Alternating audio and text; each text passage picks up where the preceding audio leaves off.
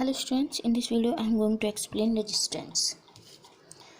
What is resistance? The property of a conductor due to which it opposes the flow of current through it is called resistance. That means देखो suppose ये conductor है हमारे पास, ये conductor हो गया, ठीक। इसमें से करंट फ्लो हो रहा है, इस डायरेक्शन में जा रहा है ये करंट।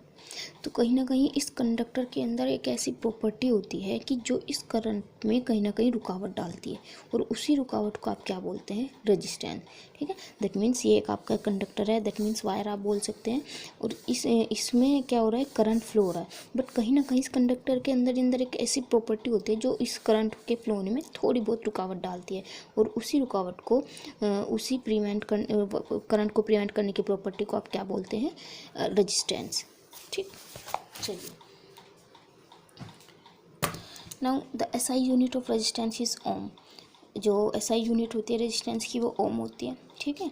और 1 ओम को आप उसी तरीके से डिफाइन कर सकते हैं जैसे मैंने 1 वोल्ट और 1 एम्पियर को किया था। 1 ohm is the resistance of a conductor such that when a potential difference of 1 volt is applied to its end a current of 1 ampere flows through it.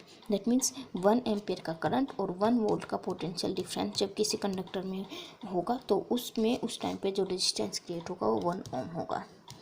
चलिए, नेक्स्ट आता है आपके पास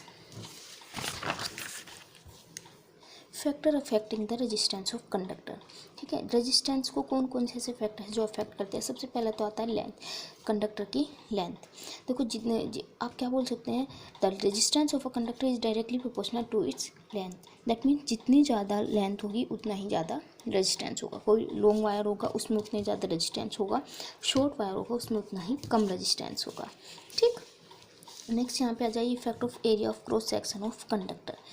देखो जो रेजिस्टेंस है वो कंडक्टर के क्रॉस सेक्शन के एरिया पे भी डिपेंड करता है। क्रॉस सेक्शन का एरिया देखो क्या होता है, यहाँ पे समझ लो आप, जैसे ये मैंने यहाँ पे वायर बनाया हुआ है, ठीक है। ये आगे का जो इस सर्कल फॉर्म में होता है ना, इसको आप बोलते हैं area of cross section, area of cross section, area of cross section, ठीक है। ये थोड़ा बारीक वाला हो गया है, थोड़ा और मोटा हो गया वायर, ठीक है। तो जो उसका एक सर्कल फॉर्म होती है इस तरीके से, उसको आप क्या बोलते हैं? Area of cross section of conductor, that means wire का। अब इसमें भी क्या होता है, इसमें क्या होता है, in resistance is inversely proportional to area. जितना ज़्यादा एरिया होगा उतनी ही कम वैल्यू रेजिस्टेंस ही होगी, ठीक है। दैट मीन्स रिवर्स रिलेशन होगा, इसकी कम वैल्यू तो इसकी ज़्यादा, इसकी ज़्यादा वैल्यू तो इसकी कम। इस तरीके से दोनों में इनवर्सली प्रोपोर्शनल का रिलेशन रहेगा। चलिए, नेक्स्ट आता है आपके पास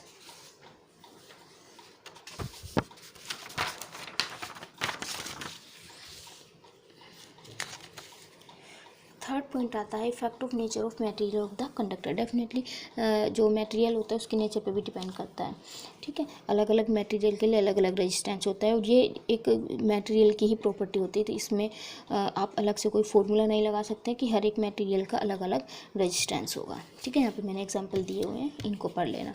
नेक्स्ट आता है effect of temperature. Definitely temperature का इफेक्ट होगा। The resistance of all pure metals increase on raising the temperature and decrease on lowering the temperature। अगर आप बढ़ाते हैं तो रेजिस्टेंस क्या होगा? उसका इंक्रीज होगा, और अगर आप टेम्परेचर लो करते हैं तो उसका जो रेजिस्टेंस होगा वो डिक्रीज होगा, कम होगा, ठीक है। तो मैंने आपको 4 फैक्टर्स बताए हैं। सबसे पहला फैक्टर आपका क्या था? सबसे पहला length, directly proportional to length. Second area, inversely proportional to cross section to area of cross section of conductor. Third point था आपका nature of material of the conductor. जैसे भी मटेरियल होगा उसी के अकॉर्डिंग डिपेंड करता है रेजिस्टेंस कैसा होगा।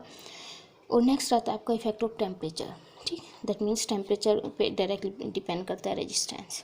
नेक्स्ट वीडियो में मैं आपको रेजिस्टिविटी बताऊँगी।